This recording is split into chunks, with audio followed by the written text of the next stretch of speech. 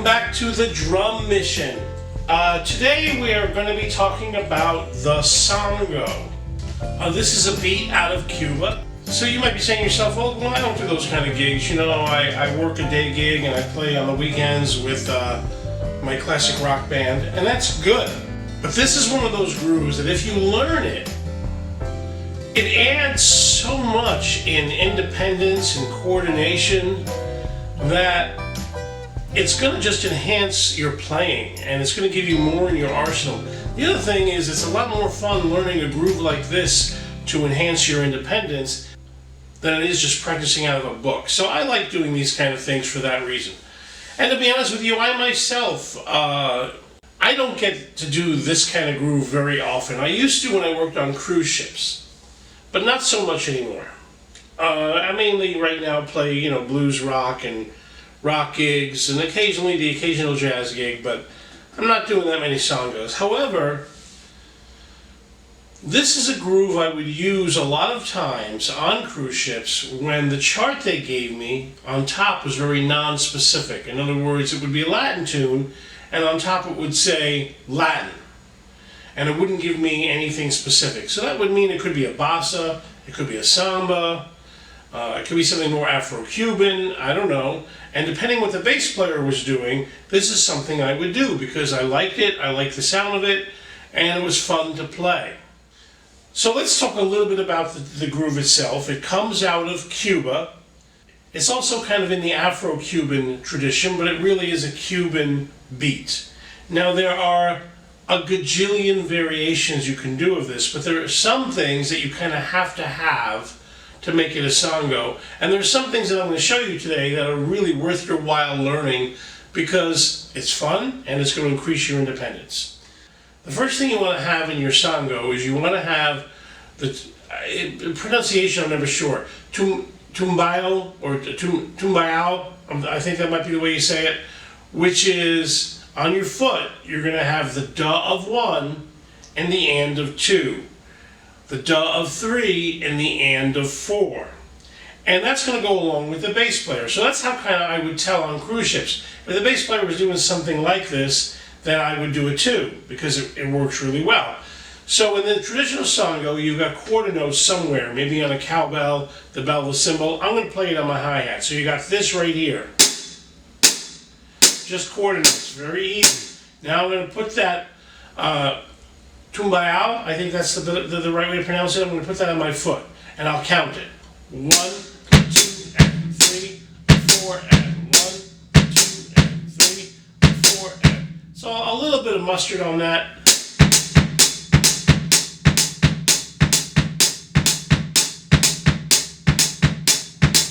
So you've heard that before. You've heard that a million times in Latin music, and Santana has used that groove many times, many times. Okay, so the trick comes, and the hard part about the songo is interweaving your snare hand. Remember, I'm left-handed, so my right hand's going to play the snare, or my non-dominant hand is my right hand. It's going to be opposite for you if you're right-handed. So this is where it gets tricky. And you really want to snake your snare around that foot. Whereas I really don't want my snare hand and my foot playing at the same time. I want them different. And the one note I know that songos kind of need or sounds good to my ear is the and of 1. The and of 1. So let me just do that and of 1 so you can hear it. So nice and slow. 1, 2, and 3, 4, and 1.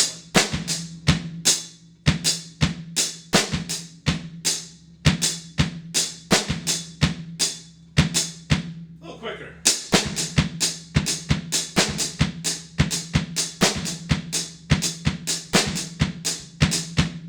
So you can see we're getting into a little bit of independence now, just a little bit.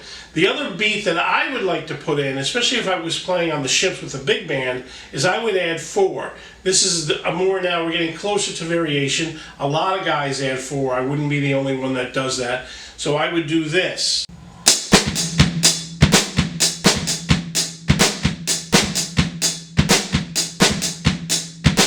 So I've got 1 and 2 and 3, 4 and I'm adding that beat 4, and that would really lock the band in for me.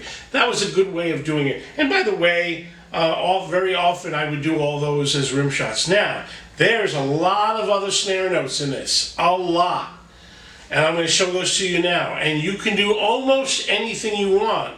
And you don't even have to play 4. Some guys skip 4, they play the and of 4, whole bunch of variations. But you want to snake those ghost notes around your foot. So let me just do the hands so you can see and hear and all that stuff. So I'm going to add the accent and go nice and slow, just my hi-hat and my snare. So watch. These are my variations. You can do almost anything you want. The only thing you want to keep in mind is you don't want your hand and your foot playing together. So watch.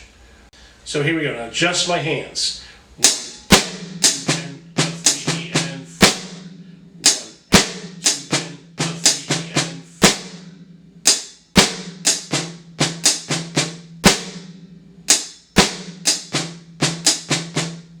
4. Yeah, those are my variations. Let me add my foot so you can hear it.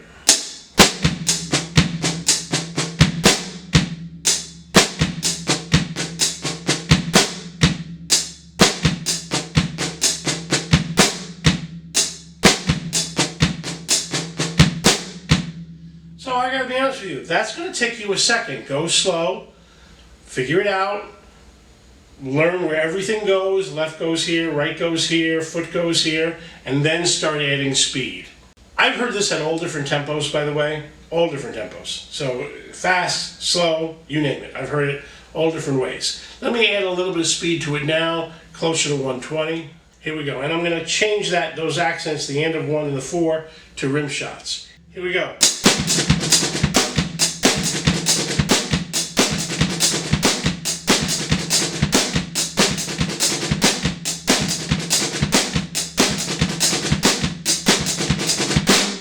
So that would be your basic Songo 101. Basic Songo 101. Now let me show you a couple of quick variations and then we're going to call it a day here, a nice quick one. Alright, let me show you a couple of easy variations. Well, easy is a bad word. They are kind of easy to explain, but not so easy to do in practice. So one of the first variations I like to use, and this is very easy to explain, is we're going to just take the hi-hat part I was doing, 1, 2, 3, 4, and I'm just going to open the hi-hat on those downbeats and close it on the upbeats. So I'm going to go 1 and 2 and 3 and 4 and. This definitely adds a different dimension, or like a fourth dimension or third dimension. I don't know what dimension we're in. You unlock this door with the key of imagination. Beyond it is another dimension. A dimension of sound. A dimension of sight. A dimension of mind.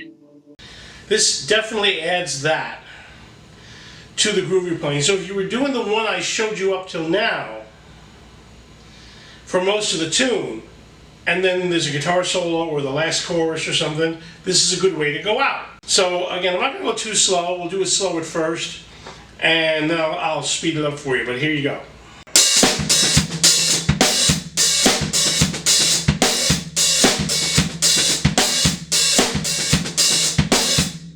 It's kind of nice, right? It really adds something to it. Let's add a little more mustard on it.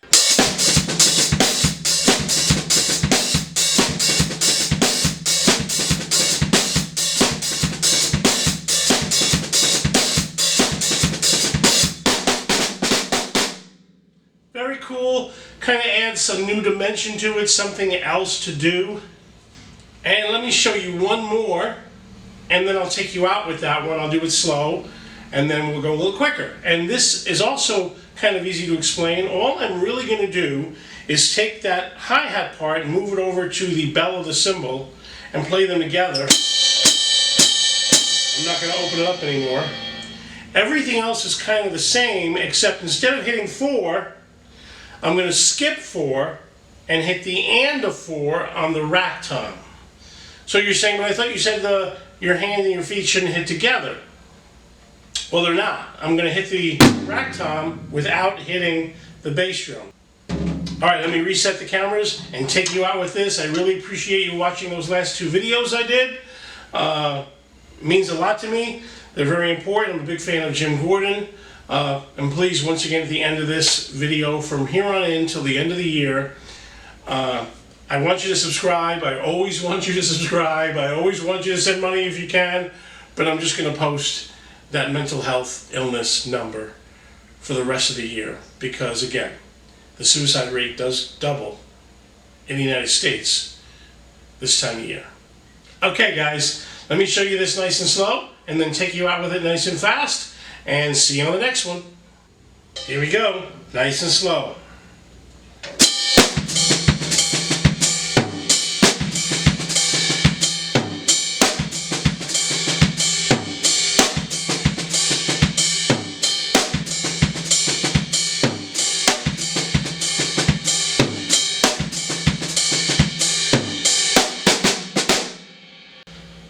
See you next week, guys.